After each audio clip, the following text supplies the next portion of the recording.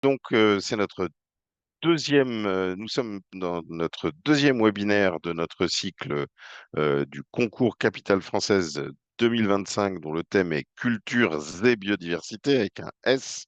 Et ce webinaire est consacré au patrimoine culturel et à la biodiversité. Alors, patrimoine et matrimoine, important de bien préciser évidemment, naturel comme des paysages ou des espèces emblématiques, mais aussi du patrimoine bâti, exceptionnel comme vernaculaire, du patrimoine culturel lié à l'histoire, à la transmission, et toujours en lien avec la biodiversité, c'est-à-dire, on le rappelle à chaque fois, le vivant spontané, la faune, la flore, la faune spontanée, qui coévolue à la fois avec nos habitats et nos activités humaines, mais aussi avec du vivant cultivé, planté, voire élevé. Donc c'est ça notre cœur de sujet. On va d'abord faire avoir un court panorama d'exemples grâce à Aurore Mikan de Plantécité, et puis ensuite deux témoignages. Un témoignage à partir d'un grand site de France, l'estuaire de la Charente, par Léna Rabin, responsable du pôle biodiversité, et Milena Gross, paysagiste, toutes deux pour la communauté d'agglomération Rochefort-Océan. Et puis ensuite, Samuel Lelièvre, directeur de la biodiversité des espaces verts de la ville de Besançon, nous montrera comment ils prennent en compte la biodiversité dans l'élaboration du plan Lumière de la citadelle de Besançon, ce qui fait un très bon lien avec l'édition 2024 du concours dont le thème était sobriété et biodiversité. Et je vous mettrai le lien vers ce recueil d'actions en ligne, puisque l'objectif du concours, c'est bien de récolter vos réussites, vos fiertés autour du thème de l'année pour les mettre à disposition de vos collègues, élus et techniciens, mais aussi experts comme nous qui vous accompagnons au quotidien. Voilà, n'hésitez pas, et je vous remettrai là aussi au cours de ce webinaire mon contact pour vous accompagner dans votre propre participation. Aurore, je te cède la parole. Merci Gilles et bonjour à toutes et à tous. Donc je vous emmène faire un petit tour de France d'une sélection d'actions tirées du concours Capitale française de la biodiversité sur ce thème du patrimoine culturel, alors bâti et paysager, on va le voir. Alors c'est parti. Je vous propose de commencer par aller dans le cirque de l'Essonne. De 2013 à 2018, la collectivité, donc la communauté d'agglomération Grand Paris Sud Seine-Essonne Sénart et différents partenaires ont travaillé avec le CAUE 91 sur un plan programme concernant la protection et la valorisation du cirque de l'Essonne, avec un double objectif, à la fois préserver le patrimoine naturel et les paysages par des actions notamment de génie écologique, et puis aussi d'accueillir le public en misant sur des déplacements actifs et l'intégration paysagère des aménagements. Alors, ce projet éminemment collectif fonctionne avec une bonne répartition des rôles entre les différents acteurs qui ont signé collectivement une convention cadre. La collectivité Grand Paris Sud met en place une stratégie de maîtrise foncière pour favoriser la protection du site et puis elle s'est engagée à gérer le site suite aux travaux qui ont été réalisés. Le département a classé le site en ENS et a délégué son droit de préemption à la collectivité et à la ville de Corbeil-Essonnes.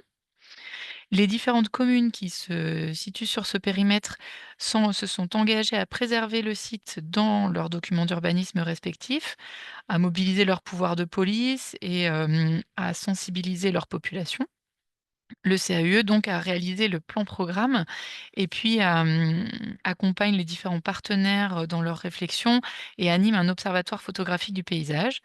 Et enfin, un collectif associatif Cirque à Cœur, même s'il n'est pas signataire de cette convention multipartite, fait aussi partie du projet et participe aux différentes réunions de pilotage. C'est un exemple qui montre que l'adage «Ensemble, on va plus loin» a toute sa pertinence, notamment sur ces questions de patrimoine paysager. Je vous emmène ensuite à Niort, en Nouvelle-Aquitaine, où nous allons parler de la restauration paysagère de la friche industrielle Port-Boano. Alors, c'est un projet qui a été lancé en 2015 par la ville de Niort, un projet de requalification de l'entrée de ville par la voie d'eau et qui a transformé environ 2 hectares et demi de friches industrielles. Donc, c'est des anciennes usines, des anciennes chamoiseries, en un vaste espace à la fois paysager et de nature, tout en conservant l'identité et l'histoire de ce lieu. Et notamment le séchoir, donc c'est le grand bâtiment que vous voyez, qui était le bâtiment de l'ancienne chamoiserie, a gardé son nom et accueille désormais à l'étage une exposition permanente sur les richesses patrimoniales et naturelles du territoire de l'agglomération. Ce projet a permis de réhabiliter toute une friche industrielle qui était assez minérale et contribuait à l'époque aux îlots de chaleur de la ville. Donc les travaux ont désimperméabilisé à peu près un demi-hectare. Ils ont permis d'introduire de la biodiversité en cœur de ville, de connecter les différents corridors le long de la trame verte et bleue et de dépolluer le site. Il y a eu tout un travail, de végétalisation des berges, le long de la Sèvre, naturelle. Donc c'est la photo de droite avec des opérations de génie écologique qui ont permis de créer une ripisylve sur pente douce. Et enfin, ce projet, c'était aussi, pour la ville, le souhait de pouvoir valoriser un tourisme de découverte un peu plus responsable, en valorisant le mode fluvial, un sentier de grande randonnée au départ du site et une coulée verte cyclable qui passe, par le site. Après les travaux, des premières traces, d'empreintes de la loutre d'Europe ont été trouvées, donc ça montre déjà un peu l'impact positif de, ces travaux de renaturation de berges. On part au Havre, en Normandie, pour, parler, centre reconstruit. Donc le centre reconstruit de la ville du Havre, qui est classé, patrimoine mondial de l'UNESCO, au titre de l'architecture spécifique d'Auguste Perret. Et après plus de 10 ans, de ce classement devait faire l'objet d'un plan de gestion UNESCO. Donc en 2016, donc le classement était de 2005. En 2016, le travail s'est appuyé d'une part sur le plan de mise en valeur de l'architecture et du patrimoine et d'autre part sur la révision du PLU qui portait sur la trame verte et bleue avec la création d'une OAP, dédiée à ce sujet. Les dispositions spécifiques à la biodiversité de ces documents ont été déclinées dans le plan de gestion UNESCO pour faire évoluer les paysages urbains en essayant de concilier au mieux nature et architecture patrimoniale. Donc l'idée, c'est de faire évoluer les paysages protégés du patrimoine UNESCO pour y permettre plus de présence de nature et de biodiversité. 6 fiches actions ont été spécifiquement dédiées à la nature en ville, sur des questions de génie écologique, de déminéralisation, d'îlots végétalisés dans les bassins portuaires, de végétalisation des cœurs d'îlots et de végétalisation aussi des toitures terrasses. Et enfin, une dernière qui portait plus sur la mise en place d'une gestion écologique dès les premières étapes de la conception des lieux. Et donc aujourd'hui, la palette végétale, elle privilégie désormais des essences locales et plusieurs opérations de déminéralisation ont eu lieu à l'image de cette place. On part ensuite à Toulon, région sud, donc changement total de contexte pour parler, avifaune. Donc Toulon abrite, principalement dans son centre ancien, une importante, population de martinets noirs. Alors c'est une espèce qui trouve, dans les villes des sites, favorables à sa nidification, mais aujourd'hui, le constat est fait que les nouvelles constructions urbaines, tendent à les faire, disparaître. Et donc face à ce constat de déclin, à la fois à l'échelle européenne et puis, locale, Toulon a inclus dans le règlement de sa campagne de ravalement obligatoire et dans son opération programmée d'amélioration de l'habitat et de renouvellement urbain, des mesures à mettre en place en faveur de cette espèce. Il y a un repérage avant tout travaux de rénovation et de démolition qui est réalisé avec la LPO, une alerte auprès des entreprises de travaux et des maîtres d'œuvre, un recensement annuel et une cartographie des nidifications, une adaptation des travaux de démolition ou de ravalement, en fonction des nidifications dès que c'est possible, et l'intégration de nichoirs sous les avancées de toit, les balcons, les corniches si c'est impossible de conserver, les sites existants. Et puis il y a un travail aussi de, sensibilisation de la population avec des livrets pédagogiques, qui ont été, conçus. On continue sur le sujet de la faune, en allant à Lille cette fois et puis après on continuera à nouveau, sur ce sujet-là, pour, un travail de prise en compte de la biodiversité. Alors c'est faune et flore, dans une opération de restauration des fortifications Vauban. Alors il s'agissait de restaurer des fortifications, donc à la fois murs, galeries, talus et fossés, avec un état de référence historique, et puis en intégrant, la faune, la flore et les usages, actuels. Donc il y a une série de mesures qui ont été mises en œuvre dans chaque milieu. Je vais vous en livrer uniquement quelques-unes et puis je vous invite à lire l'intégralité de la fiche action sur le site du Concours Capital pour retrouver, toutes ces mesures. Donc dans les milieux souterrains, après, analyse, il a été, conservé toutes les fissures qui menaçaient pas la maçonnerie. Il y a eu un blocage et un comblement des fissures qui étaient problématiques après vérification de l'absence, de chiroptères et puis des fissures, artificielles ont pu être ajoutées. Sur les murailles, le mortier a été, réalisé à la chaux pour qu'il puisse être colonisable par les végétaux. Il y a eu certaines espèces qui ont été mises en jauge pour être réimplantées après les travaux et puis des joints creux ont été, conservés pour, maximiser l'accueil, d'espèces comme les lézards ou les tritons. Et enfin, des nichoirs à martinets à chauve-souris ont été, intégrés à l'arrière du parement. Donc c'est, les images, que vous voyez, à gauche. Sur les fossés dans les milieux humides, il y a, des fossés qui ont été recreusés, hein, des fossés historiques qui avaient disparu, qui ont été recreusés et puis, la colonisation s'est faite de manière spontanée par la faune et la flore avec sur les berges, en pente douce. En haut des remparts, il y a eu un travail de reconstruction de la flore historique telle qu'elle était connue dans les inventaires qui dataient de 1901, avec la récolte d'une couche de sol qui était susceptible de contenir une banque de semences, la mise en place d'un substrat pauvre, calcaire et drainant, puis à nouveau la mise en place de la couche de terre. Ensuite, il y a eu un semis léger d'espèces prairiales d'origine locale pour permettre, après la colonisation par des orchidées qui étaient présentes dans le secteur et puis la mise en place d'une gestion par fauche et pâturage extensif. Et enfin, sur les talus, la reconstitution d'une strate arborée et arbustive a eu lieu avec des espèces sauvages d'origine génétique locale et puis la création d'un îlot refuge non accessible au public a permis de protéger la flore et la faune. Et enfin, dernier point qui fera peut-être le lien aussi avec, ce que pourra nous partager, Samuel Lelièvre dans son intervention, c'est que ce site fait partie des lieux où le projet Luciole sur la trame noire a été mis en œuvre et donc là encore, c'est une autre action du concours capital, biodiversité que vous pouvez découvrir. On part à Metz pour, parler également aménagement d'ouvrages, notamment militaires en tant que gîte à chiroptère. Donc c'est un des objectifs de Metz Métropole, le maintien et la restauration de la qualité des gîtes à chiroptères, car Metz est la structure animatrice du site naturel 2000 des pelouses du pays messin. Et alors, pour protéger ces espèces qui sont amenées à fréquenter, notamment des ouvrages militaires désaffectés dans une ou plusieurs phases de leur cycle de vie, un projet de mise en défense des ouvrages militaires du Mont-Saint-Quentin et de Plappeville a été lancé par la collectivité en faisant appel à un architecte du patrimoine parce que les forts sont situés sur, le site classé du Mont-Saint-Quentin.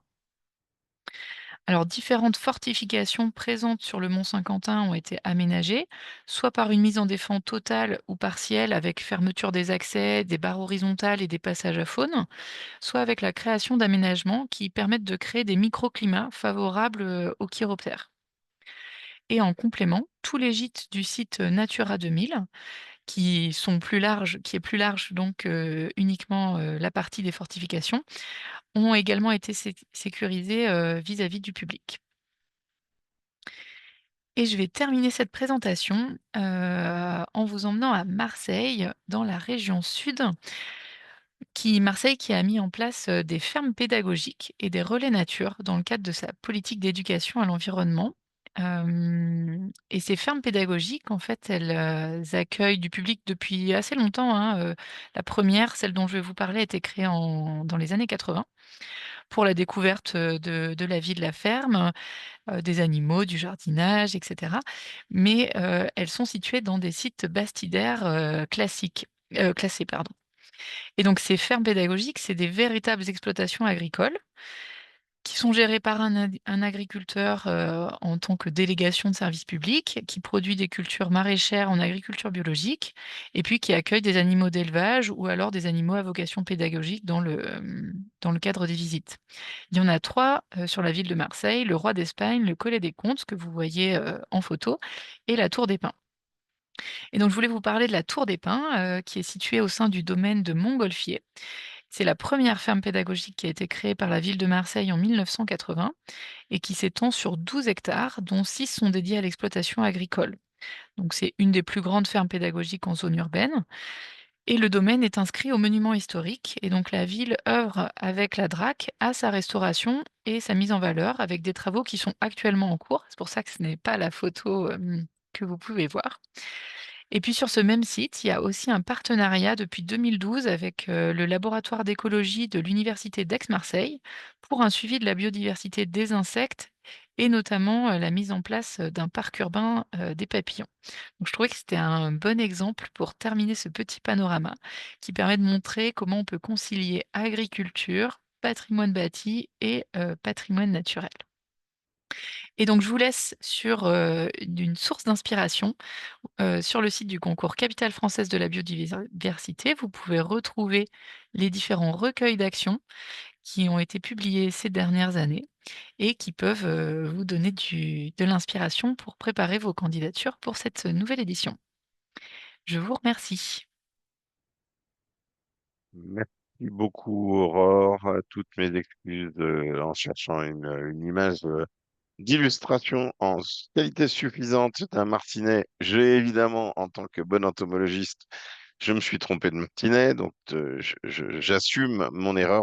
On modifiera mais sur la fiche action dont vous trouverez le lien dans la question Q&R que Mathis Fontenot nous a posée, je vous y ai répondu en mettant le nom de la fiche action. Vous avez les contacts des collègues de Toulon et vous verrez bien que sur cette fiche action, c'est le bon martinet. Mais l'image était trop petite pour PowerPoint. Voilà, bon, donc on va réparer cette erreur. Merci beaucoup aux ornithos experts d'avoir réparé cette imprécision. Vous gardez vos questions pour Aurore ou saisissez-les dans le module Q et R pour qu'on puisse les prendre tout ensemble à la fin. Et je vais proposer à Léna et Milena d'allumer, voilà, elles l'ont fait, de partager leur support de présentation. Donc Léna Rabin est responsable du pôle biodiversité de la communauté d'agglo Rochefort-Océan et Milena Gross est paysagiste dans cette même communauté d'agglomération. Je vous laisse la parole. Bonjour à tous. Allez-y, Petit souci technique, on va y arriver. Alors, on vous voit bien, on voit votre présentation. là, on veut juste changer de diapo. Utilisez les flèches, droite, gauche, en étant sur votre PDF. Pas sur, voilà, parfait. Super. Donc bonjour à tous. Donc je suis Milena Gross, paysagiste. Je suis désolée, je ne vais pas être la grande expert du martinet aujourd'hui. La communauté d'agglomération s'est dotée d'un poste de paysagiste en interne depuis 2014. Au moment du lancement de l'opération Grand Site. Et ce poste, il est donc au sein de la direction aménagement, transition écologique et mobilité. Et l'objectif, c'était d'apporter des conseils aux communes et aux projets de la collectivité à toutes les échelles du projet de paysage. Voilà. Donc Léna Rabin, donc moi au sein de la direction eau assainissement GEMAPI, donc la nouvelle compétence via la loi MAPTAN qui est arrivée dans notre collectivité en 2018 et donc on a créé depuis l'année dernière un pôle biodiversité avec du coup on reparlera des moyens tout à l'heure mais notamment les missions d'accompagnement des communes qu'on va vous présenter aujourd'hui. Donc, je vais vous refaire le lien avec la thématique d'aujourd'hui, c'est-à-dire culture et biodiversité, pour vous parler du patrimoine et du patrimoine naturel, mais qui a été un patrimoine d'abord historique, c'est-à-dire que vous voyez sur l'image en haut à droite, on est sur des anciens golfs maritimes qui ensuite ont été travaillés et puis façonnés par l'homme au départ via les marais salants, puis ensuite un comblement progressif euh, a permis du coup la mise en culture de ces anciens marécages. Et on avait aussi les îlots calcaires que vous voyez sur la diapo qui sont, on va dire historiquement, les lieux d'implantation du bâti historique sur la collectivité. Aujourd'hui, il y a vraiment un lien très fort entre ces des paysages donc, qui sont très anthropisés, parsemés par des canaux, etc. Mais entre la biodiversité, notamment prairiale, et le maintien d'un élevage extensif sur ce territoire. Donc, vous voyez aussi dans, dans les diapos en bas donc tout ce qui est en lien avec la préhistoire, Rochefort, les îles, aussi le marais de Brouage, que vous connaissez plus. Et puis comment ça s'est progressivement comblé et mis en place entre le XVIIe siècle et le XXe siècle. Donc je continue. Aujourd'hui, on est sur un territoire reconnu. Bon, on a 15 km de littoral, on a 40 km de rive de Charente, on a 38% de la surface du territoire en Natura 2000, enfin sur la surface, on va dire terrestre, hein, j'entends. Il y a 2 sites classés, le site classé estuaire de la Charente et puis un site classé sur les marais de Brouage. On en a parlé tout à l'heure, le grand site estuaire de la Charente, une opération grand site sur les marais de Brouage. On est riverain d'un parc naturel marin qui est Pertuis charentais Pertuis charentais et mer des Pertuis. Et puis 2 réserves naturelles, une réserve naturelle régionale et puis une réserve naturelle nationale, la réserve de Moise. Et donc maintenant, le lien avec le paysage. Donc la communauté d'agglomération Rochefort-Océan, elle est composée de 25 communes, dont Rochefort est la ville-centre. Nous, Aglo, nous détenons la compétence code depuis 2014 et celui-ci a été approuvé en 2023. Le SCOT, la révision du SCOT, ça a été vraiment l'occasion de remettre le paysage au cœur des réflexions. Il y a eu un gros travail qui a été réalisé en interne pour définir en fait finalement ce qu'était notre paysage. Donc on s'est attaché à définir le relief, les lignes de crête, les vallons, les coteaux, les franges, les terres basses, les terres hautes et comment en fait ces espaces dialoguaient entre eux. Et tous ces éléments d'intention, ils ont été intégrés au document d'orientation et d'objectifs du SCOT. Également en parallèle, il y a eu un gros travail qui a été réalisé sur la trame verte et bleue et également en interne parce qu'on a pu s'appuyer sur les connaissances qu'on a pu mobiliser avec les techniciens compétents.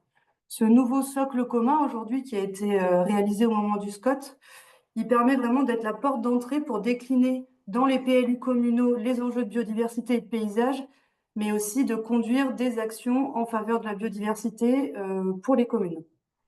Donc voilà, là, dans cette présentation d'aujourd'hui, on va vous présenter à peu près 7 exemples. Donc, le premier sur le maintien des prairies permanentes par l'élevage extensif. Donc, tout ce que vous voyez en vert, ce sont les prairies permanentes valorisées par l'élevage sur notre territoire.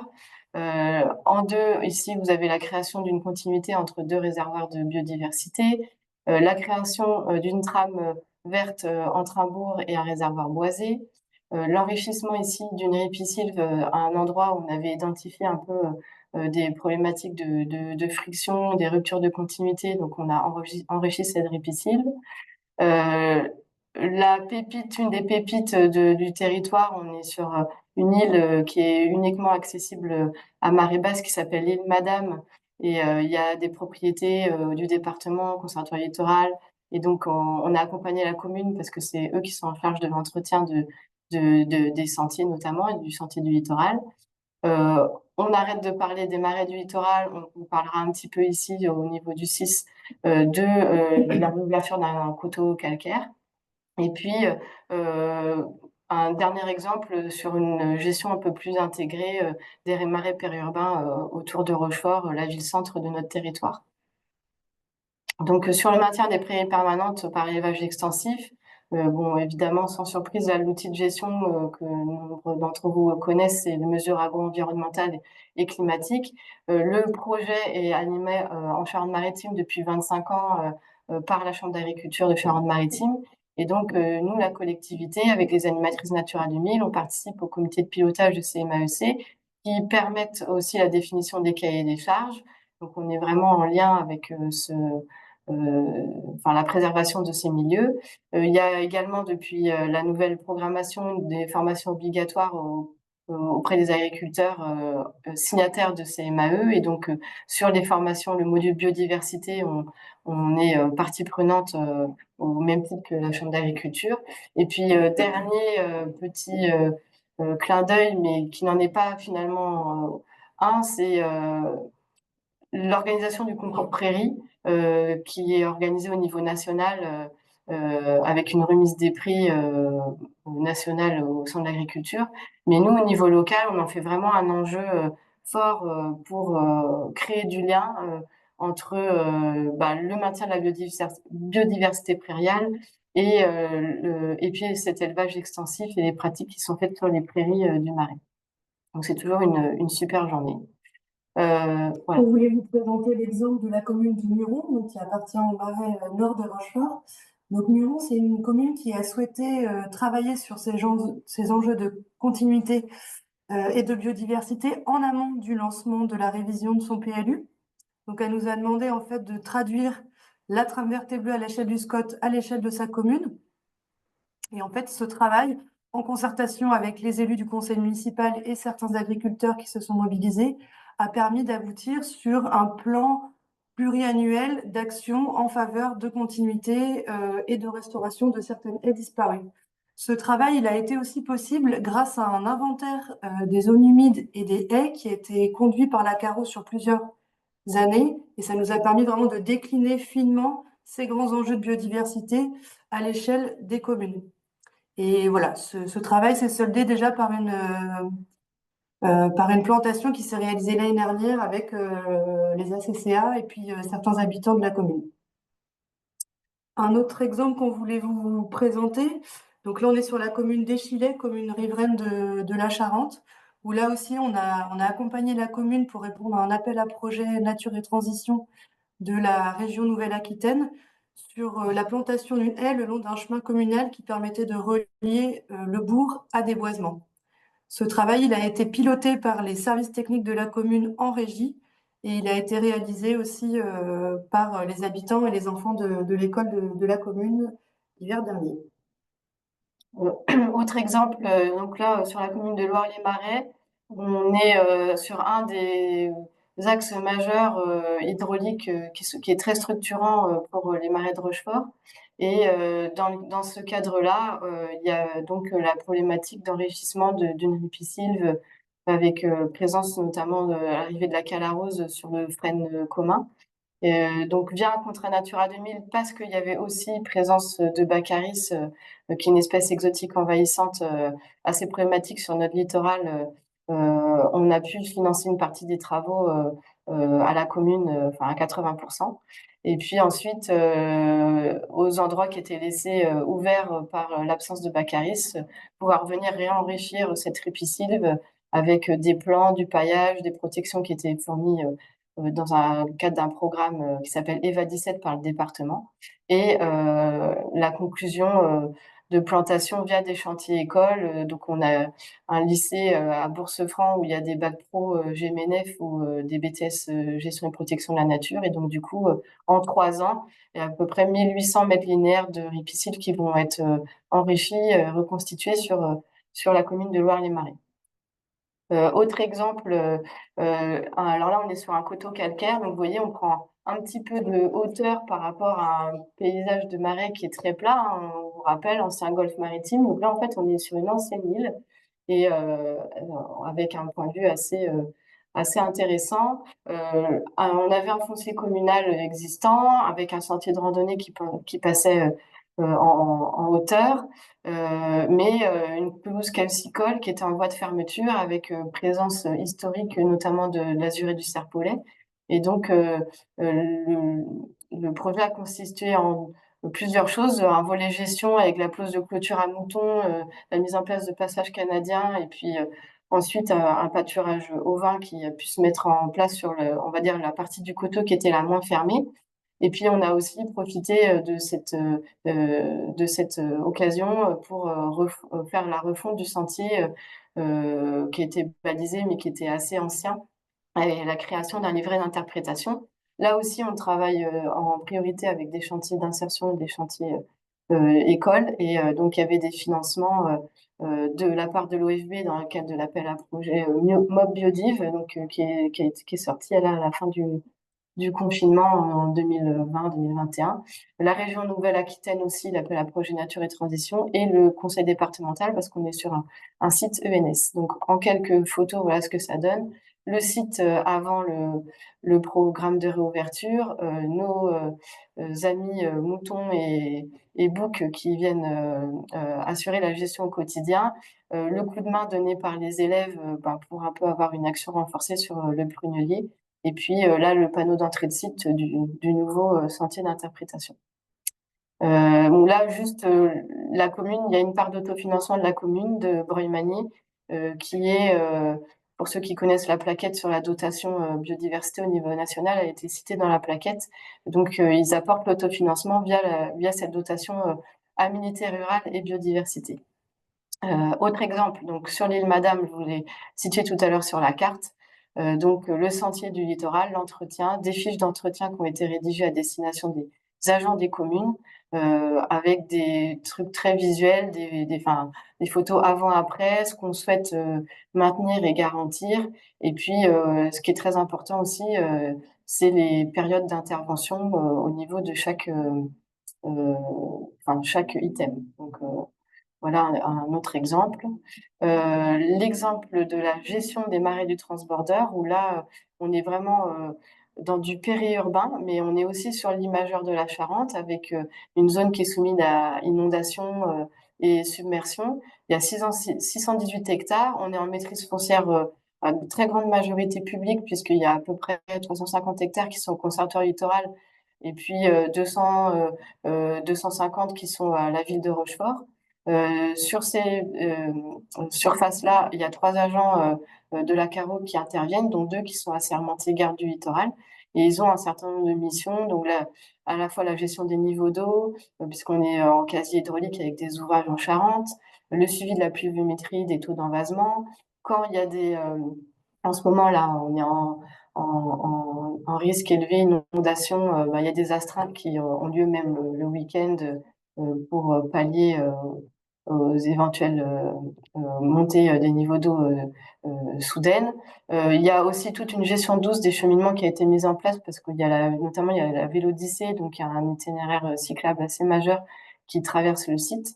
Et puis des choses assez classiques, régulation d'espèces exotiques envahissantes, à la fois faune, par le ragondin ou flore, donc Jussie, renouée du Japon, et puis une problématique sanglier assez complexe puisqu'on est aussi, ici on a le viaduc qui passe sur la Charente, il y a pas mal de gens qui descendent par ici vers le sud, une grosse problématique de cohésion routière avec cette population de sangliers, donc il y a des choses qui ont été mises en place avec, au lieu que ce soit débattu, plutôt des filets pour lutter contre cette ésode, comme on dit, donc espèce susceptible d'occasionner des dégâts dans le jargon.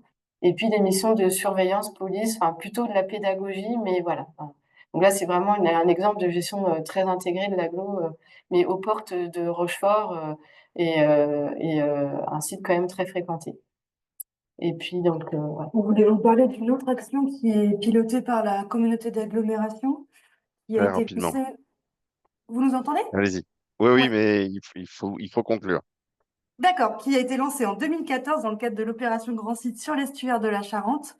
La communauté d'agglo a souhaité accompagner les agriculteurs sur leurs projets de rénovation et d'extension de leurs exploitations et donc a mis en place un accompagnement paysager pour la valorisation des sites Donc depuis 2014, il y a quand même un grand nombre de projets qui ont été accompagnés sur des projets vraiment très ambitieux de plantation de haies, mais également de végétalisation autour des corps de ferme.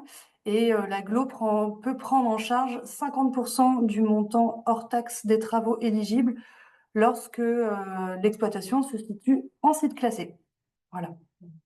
Et voilà, pour conclure juste la partie moyen, je l'ai déjà dit rapidement. Donc, au niveau du pôle biodiversité, on a 2 animatrices Natura 2000 et une animatrice ENS.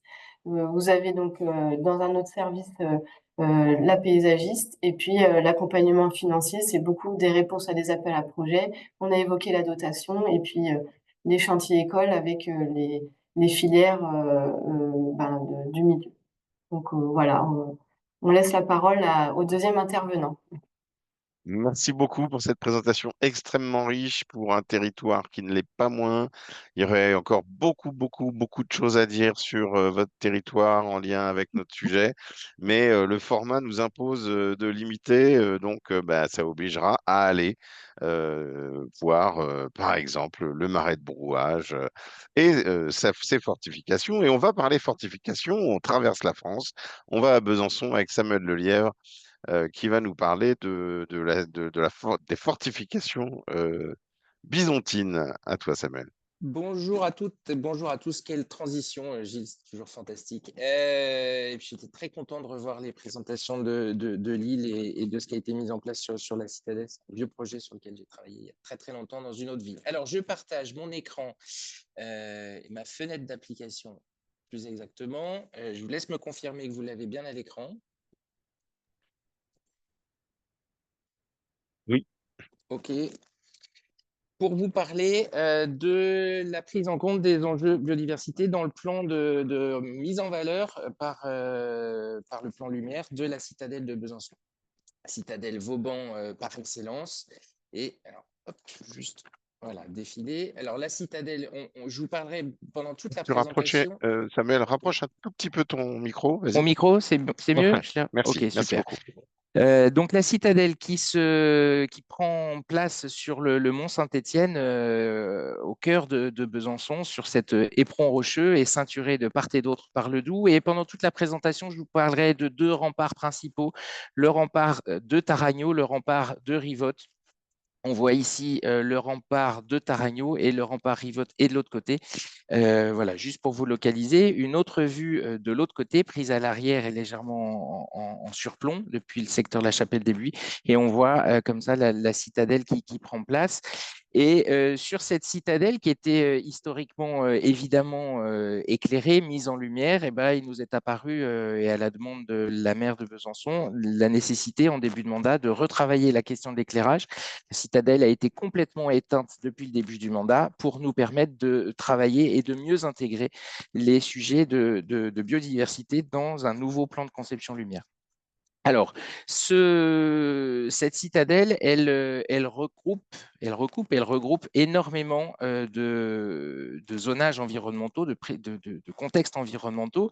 Elle est concernée, en tout cas les falaises côté Taragno et Rivotte sont concernées toutes deux par un arrêté de protection de biotope, notamment pour le faucon pèlerin et le hibou grand-duc qui y niche.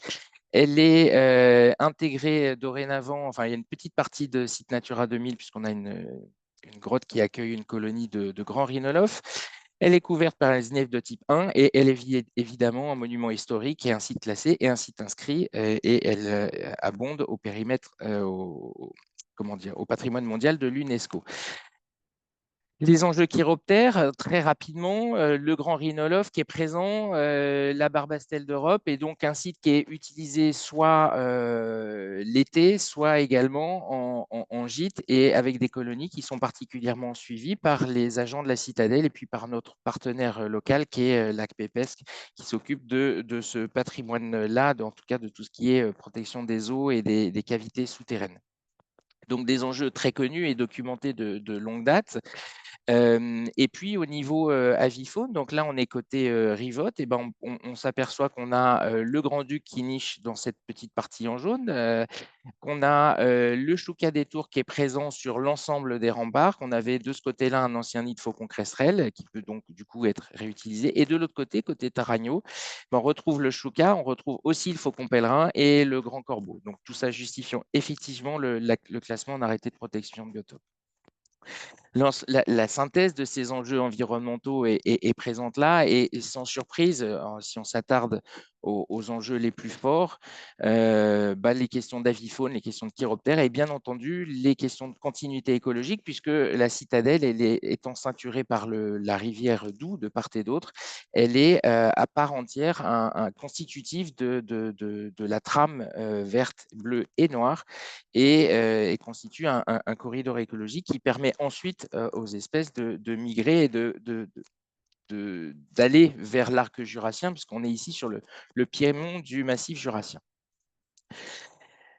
Alors du coup, lorsqu'on a commencé à évoquer avec les élus et les collègues en charge de cette étude qui est pilotée par le département des mobilités et avec un partenariat étroit avec la direction de la Citadelle, et il nous est apparu essentiel d'une part de rédiger un cahier des charges à destination d'un concepteur lumière, mais concepteur lumière qui se verrait accompagné nécessairement d'un écologue. La collectivité s'est aussi dotée d'un assistant à maîtrise d'ouvrage, lui-même comprenant des compétences en écologie. Et nous, Direction Biodiversité et Espace Vert, on a apporté un peu le lion sur tous ces sujets. Donc forcément, les questions d'impact et d'éclairage nocturne ont été au cœur de nos approches et de nos attentions, avec ici quelques références, enfin quelques images pour illustrer un peu les sujets, c'est-à-dire les effets de barrières lumineuses qui peuvent déranger la migration nocturne, de chauves-souris particulièrement sensibles à l'éclairage, de hérissons qui privilégient les endroits sombres. Et puis, de représentation, alors surtout ce sont des documents issus des productions du CEREMA qui illustrent les effets fragmentation ou attraction ou répulsion pour certaines espèces dès lors qu'on a des phénomènes lumineux ou des axes lumineux ou des trajets lumineux comme ça dans les milieux urbains. Là aussi, le CEREMA a documenté globalement les impacts et recommandations à avoir et à mettre en œuvre dès lors qu'une collectivité ou tout à chacun se lance dans un projet de mise en lumière d'un site, là en l'occurrence un bâtiment, et avec des choses assez évidentes, c'est-à-dire qu'on évite les alignements, on espace les points lumineux, avec des propositions sur la limitation de la puissance et éviter certains types d'éclairage. Mais ceci dit, quand on vient confronter tout ça avec les enjeux de mise en valeur, d'attractivité touristique, et vous le verrez juste après dans la présentation, on peut se heurter finalement un conflit d'intérêts, un conflit d'enjeux entre lequel des enjeux patrimoniaux ou environnementaux primera sur le reste. D'où l'intérêt de cette grande étude que nous sommes en train de mener. Alors, autre information importante, celle des bandes spectrales et des différentes technologies d'éclairage qui sont essentielles à avoir en tête. Et là aussi, le CEREMA nous indique que globalement, ce sont les émissions dans les longueurs d'onde du orange et surtout du rouge qui sont a priori les moins impactantes pour la vie-faune, et que ce sont globalement les technologies type LED ambré, sodium basse pression, mais qui ne sont plus commercialisées, et sodium haute pression, qui présentent des spectres de rayonnement les plus étroits et possibles, et donc impactant le moins la faune nocturne. Les écologues ont commencé sur ces bases-là à proposer les premières idées de prise en compte, c'est-à-dire éviter l'éclairage de la falaise, éviter de diriger des éclairages sur les secteurs de nidification. Donc voilà les façons dont ça sort, c'est-à-dire que précédemment, les falaises, autant que les remparts, étaient éclairés. Et ici, on a la situation existante sur le secteur rempart de Taragno, c'est-à-dire avec une partie de falaise éclairée, hein, c'est la petite ligne en jaune, je ne sais pas si vous voyez ma souris, petite ligne en jaune, ça c'est la situation existante. La situation projetée propose de supprimer l'éclairage de la falaise et de ne garder que les parties de rempart en éclairage et également de coupler ça avec une extinction entre le 15 février et le 15 juin, qui sont les périodes préconisées dans l'arrêté de protection de biotope. En modélisation, ici, on a le rempart de Taragno, c'est une simulation informatique, hein. Ce n'est pas une vraie photo. Ici, avec un éclairage en 3000 Kelvin, 3000 degrés Kelvin, le même éclairage en éclairage ambre et la même chose une fois qu'on a supprimé l'éclairage de la falaise, du 15 février au 15 juin. Même travail côté Rivotte, en sachant que côté Rivotte, l'éclairage n'existait pas sur la falaise, mais uniquement sur les remparts, avec simulation en 3000 degrés Kelvin au-dessus et simulation en ambre en dessous. Et les enjeux écologiques ne se limitent pas non plus au fait d'éclairer ou de ne pas éclairer certaines parties du rempart. Il a été proposé de ménager une trame sombre à l'intérieur du bâtiment et en évitant du coup d'éclairer les différents fronts de la citadelle, les fronts royaux, les fronts de secours et le front Saint-Étienne, puisqu'on a 3 fronts comme ça qui se succèdent. La technologie est évidemment mise à l'épreuve. La simulation de la situation existante au niveau du front royal et la simulation des nouvelles technologies qui évitent les rétroéclairages des bâtiments et réduisent fondamentalement l'éclairage vers le ciel et concentrent l'éclairage sur la partie souhaitée. Mais l'objet de la présentation n'est pas forcément de rentrer dans la technique. Alors, une fois qu'on s'est dit ça, on a regardé précisément ce que ça pouvait vouloir dire en termes de périodicité d'éclairage. Vous avez ici 2 graphiques. Le premier à gauche qui est somme toute le cycle de coucher du soleil selon les saisons. On a au-dessus l'hiver, printemps, été, automne, et on a comme ça cette courbe avec les horaires qui sont affichés. On a, nous, souhaité préciser non pas les saisons, mais les périodes de sensibilité par rapport aux espèces, et ce qui nous amène à dire que du 1er novembre au 15 février, on a une sensibilité relativement faible pour les espèces. Ensuite, du 15 février au 15 juin, on a une sensibilité très forte. Idem du 16 juin au 31 août.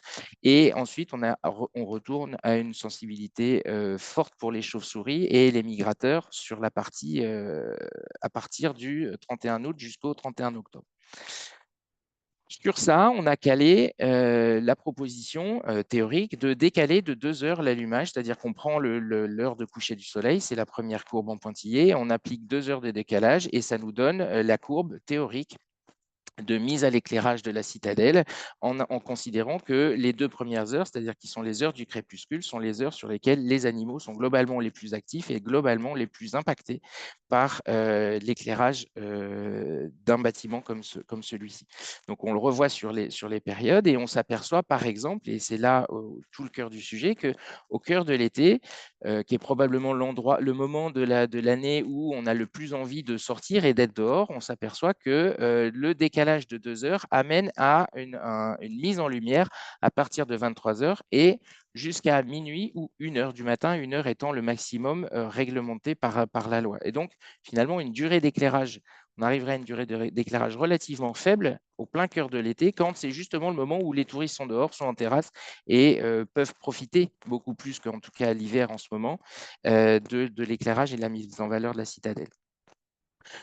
Le même graphique avec l'application des nuits et des mises en lumière. Donc là, c'est exactement le même, c'est-à-dire qu'on s'est décalé de 2 heures et on vient préciser à partir de quand on vient mettre en lumière. Donc, sans surprise, des mises en lumière décalées de 2 heures l'hiver, c'est-à-dire qu'on est à 19h20, mise en lumière, il n'y a pas trop d'impact, idem sur l'automne.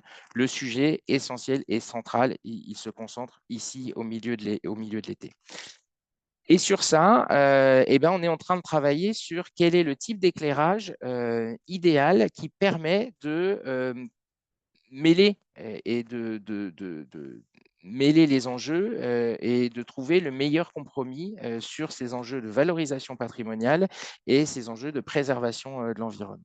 Et donc, on peut se dire, par exemple, que l'hiver, on peut imaginer, avec un décalage de 2 heures, une température d'éclairage autour de 3000 degrés Kelvin. Et puis, l'été, on peut se dire que ça n'est pas l'extinction, ce n'est pas le décalage de 2 heures qui est privilégié, parce que si on décale l'éclairage de 2 heures, on a finalement peu de personnes qui profitent de cet éclairage, mais contrebalancé par la mise en place d'un éclairage de type ambre, dont on a vu précédemment que l'impact était globalement réduit sur les communautés faunistiques nocturnes. Et donc, le débat politique qui est en train d'exister aujourd'hui, il est sur toute cette plage-là, en se disant que, au passage, même là aussi, ce n'est pas l'objet de la présentation, c'est qu'un double système d'éclairage à 3000 degrés Kelvin et ambre a un coût beaucoup plus important qu'un système simple avec une seule, une seule température d'éclairage, et que la question va se porter sur ambre ou pas ambre, décalage ou pas décalage, et si oui, de combien sur la période estivale, étant entendu que sur les périodes hivernales et automnales, on resterait sur ces seuls décalages de 2 heures avec le maintien du 3000 degrés Kelvin. Le débat, il se fait parce que le rendu bâtimentaire, la mise en valeur de la pierre n'est pas du tout la même selon qu'on prend du 3000 degrés Kelvin ou de l'ambre. Et les derniers tests qui ont pu avoir lieu, notamment quand on s'en éloigne, je vous ai montré les simulations, mais quand on s'éloigne de la citadelle sur les collines avoisinantes, l'ambre sort très très rouge en esthétique, et pour le coup, et pour le moment, en tout cas des réglages et de la technologie qui nous est proposée, le rendu n'est pas forcément complètement apprécié, je dirais ça comme ça, par les élus. Donc, de nouveaux tests sont en cours avec différents types de matériel.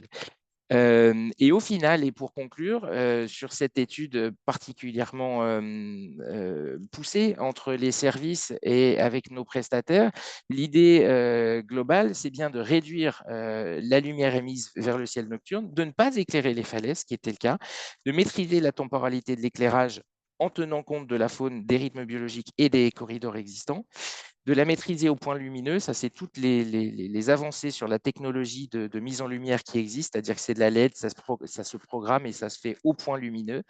De réduire au final la puissance globale consommée, puisqu'on passe sur des technologies LED, d'intégrer au mieux le matériel à l'ouvrage, puisque évidemment les services de la DRAC sont directement concernés par les propositions qui seront faites, et de travailler aussi à l'intérieur, mais ça c'est une partie que je ne vous ai pas présentée, mais pour intégrer la sécurisation des déplacements des visiteurs, des personnels, avec aussi ces mêmes enjeux de biodiversité à l'intérieur du site. Donc les arbitrages politiques sont en cours et l'étude va se poursuivre sur 2020 avec une idée de réalisation des travaux en 2025. Voilà, j'en ai terminé de cette présentation et je vous remercie de votre attention. Merci beaucoup, Samuel. Je vais proposer à Léna et Milena de rallumer leur caméra, de même que Aurore. Aurore, je te laisse remonter les quelques questions qui nous ont été posées via le chat. J'ai répondu en direct à certaines. J'ai mis des ressources aussi dans le chat, notamment sur les fortifications et sur l'intégration de la biodiversité dans le bâti, avec un guide récent par nos camarades de la LPO. Aurore, je te laisse. Oui, alors je propose de poursuivre tout de suite, vu que le sujet est frais, sur la citadelle. On a une question d'un entomologiste qui demande si vous aviez une réflexion sur le type, la forme des projecteurs, leur température, parce que des anciens projecteurs chauffaient beaucoup, des insectes y étaient piégés parfois mortellement, et donc il y a des dispositifs de protection qui peuvent éventuellement exister. Donc, et je profite pour une deuxième petite question qui fait écho à ce que demandait une autre personne, de savoir si et comment avec qui vous aviez travaillé sur la citadelle, notamment pour articuler ce travail préservation du bâti patrimonial et protection de la biodiversité. Donc, sur la première question, effectivement, les anciens projecteurs étaient plutôt non pas des grippins, mais des grilles insectes. Et donc, les nouvelles technologies n'émettent plus ce rayonnement de chaleur. Donc, c'est plutôt les technologies LED qui vont être privilégiées pour tous les intérêts qu'elles revêtent. Néanmoins, je vois dans les questions la question de ça évite la chauffe, effectivement. Et donc, comme ça évite la chauffe, on réduit l'impact, notamment sur les insectes. Et sur le spectre diffusé, bah là, c'est tout le travail des propositions qui sont faites par le concepteur lumière. Alors, le concepteur lumière, on avait lancé un appel d'offres. Il y a plusieurs concepteurs. Celui qui travaille avec nous, c'est l'atelier Géol, et qui avait appréhendé le mieux, en tout cas, c'est comme ça que ça sortait dans sa note méthodologique, ces enjeux-là. Et néanmoins, mais je ne vais plus avoir forcément leur nom, mais je pourrais vous le redonner par la suite. On a, c'est ce que je vous disais tout à l'heure, c'est-à-dire qu'il y a l'écologue avec le concepteur et l'assistant à maîtrise d'ouvrage et nous et les services de la citadelle, et c'est finalement cet écosystème, si je puis le dire ainsi, de réseau d'écologues dans l'ensemble des compartiments de l'étude qui permettent de mieux mailler la question de comment l'écologie, ça c'est ma part, est prise en compte au niveau de la maîtrise d'ouvrage dans les arbitrages politiques et comment, pour chaque intervenant, on fait bien exister ce sujet-là de prime abord. Et la maire, pour le coup, elle a un rôle essentiel à rappeler que de son point de vue, les enjeux environnementaux étaient à mettre au même niveau que les enjeux patrimoniaux et de mise en valeur. Et voilà. Et quand on a finalement cet alignement de planètes entre une commande politique claire et un cahier des charges qui a été établi conjointement et collégialement, et puis des prestataires qui ont été choisis pour ça, et ben ça va tout de suite mieux pour travailler les meilleurs compromis sur ces sujets. Je vous préviens tout de suite qu'on va dépasser de 5 à 10 minutes maximum notre horaire pour pouvoir répondre aux différentes questions. Peut-être que sur les fortifications, sur Brouage notamment, Léna et Milena, vous avez des éléments à rajouter par rapport à ce que vous nous avez présenté? Sur la partie fortification à Brouage. Ouais, par exemple, si vous y travaillez. Alors sur Natura 2000 Brouage, c'est le PCI voisin D'accord. Pardon. mais effectivement, il y a un projet en cours de restauration des remparts qui sont côté plaine ouest, enfin vraiment exposés à la mer, aux embruns. Et donc il y a des compromis en cours, notamment par rapport à la population de reptiles et d'amphibiens qui c'est vraiment, on est au contact du marais, donc voilà, ils sont en plein dedans en ce moment pour à la fois maintenir les fortifications, mais accueillir la population. Voilà. Et donc, je vous ai mis le site internet du programme Interreg qui a eu lieu il y a quelques années, auquel a participé la Citadelle Vauban de Lille et son équipe et ses écologues et partenaires. C'est un site internet pérenne avec un nombre de ressources sur les plans de gestion, sur la manière vraiment de prendre en compte les murs, les murailles et la biodiversité. C'est un site extrêmement riche. Aurore, je te repasse la parole. Eh ben, je la reprends pour me tourner à nouveau vers Léna et Milena pour une question qui est un petit peu plus large sur la stratégie de Rochefort face à la montée des eaux. Est-ce qu'il s'agit de résister, accepter, du coup, au titre des milieux naturels, comment vous travaillez sur ce sujet-là? Alors, pour commencer à répondre, déjà vous dire que c'est pas trop notre domaine d'expertise, mais c'est vrai que déjà dans le cadre du grand site estuaire, il y a eu une réflexion qui est en cours sur justement pour monter un groupe de travail formé avec différents techniciens et différents regards, accompagnés des services de l'État et notamment de l'Adréal, parce qu'on est globalement majoritairement en site classé sur les secteurs impactés. Donc pour réfléchir conjointement à comment justement cette stratégie de protection va pouvoir prendre place dans le paysage et comment on va la faire vivre. Et une réponse qu'on peut donner, c'est que En fait, il y a des secteurs en aval de la ville de Rochefort qui, lors de la dernière submersion, lors de Xynthia, ont montré que ils permettaient, et notamment ces grands marais, ces grands secteurs de marais dont on vous parlait tout à l'heure, ils permettaient d'absorber finalement l'onde de marée au moment des submersions. Et donc sur ces secteurs-là, on est vraiment sur une protection moindre, avec éventuellement des rehaussements légers de digues existantes au niveau Martin, comme on dit.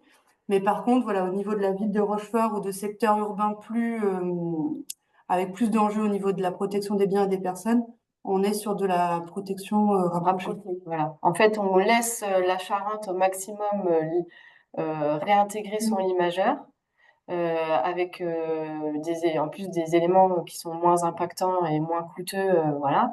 Mais il y a une espèce de stratégie. Enfin, là, c'est le PAPI estuaire de la Charente notamment, donc le programme d'action de prévention des inondations qui est en cours. Il faut bien avoir en tête que par rapport à une ville un peu plus en amont comme Saintes, qui a été beaucoup sujette aux inondations cet hiver, là, on a, entre guillemets, on est entre deux flux, quoi. On est entre l'eau douce et puis l'eau salée et l'onde de marée, c'est un truc, c'est infini, quoi. Il faut jouer avec les coefficients de marée, etc. Donc, c'est une question hyper pointue et très complexe. Mais voilà, en tout cas, l'intégration des enjeux dedans, on montre que en rapportant de la friction, la porosité, enfin, ce genre de choses, ça permet aussi d'absorber mieux ces épisodes-là et d'avoir des milieux plus résilients. Voilà. Après, quand il y a des habitations à protéger, voilà. Les élus ont d'autres responsabilités. Merci. Et du coup, bah, on a fait un peu le tour des principales questions. Donc, je propose de passer la parole à Gilles Leclerc pour pouvoir conclure. Merci beaucoup pour vos présentations extrêmement riches. Je le répète, vos supports de présentation seront disponibles sur la page du site internet dédié à notre cycle de webinaires, de même que le replay vidéo. Le replay vidéo de la première session va arriver, elle était assurée par le CNFPT. Et je vous donne rendez-vous mardi prochain pour donc le 17 décembre, même heure, à 12 heures, où on abordera la question de la culture scientifique et naturaliste, qu'on a déjà évidemment abordée, mais on l'approfondira avec Sébastien Minchin, qui est directeur du Muséum d'histoire naturelle de Bourges, et Aurélien Dalloz, qui est premier adjoint à la transition écologique de la commune de Montbazin, une commune de 3 500 habitants de mémoire dans l'Hérault. Donc, rendez-vous la semaine prochaine. Si vous êtes déjà inscrit, eh bien, vous recevrez évidemment un rappel, mais n'hésitez pas à transmettre pour vos collègues, amis, élus qui pourraient être intéressés. On peut évidemment s'inscrire pour ce troisième webinaire sans avoir participé aux deux premiers. Merci beaucoup à toutes et à tous et à la semaine prochaine ou à d'autres moments de rencontres et d'échanges.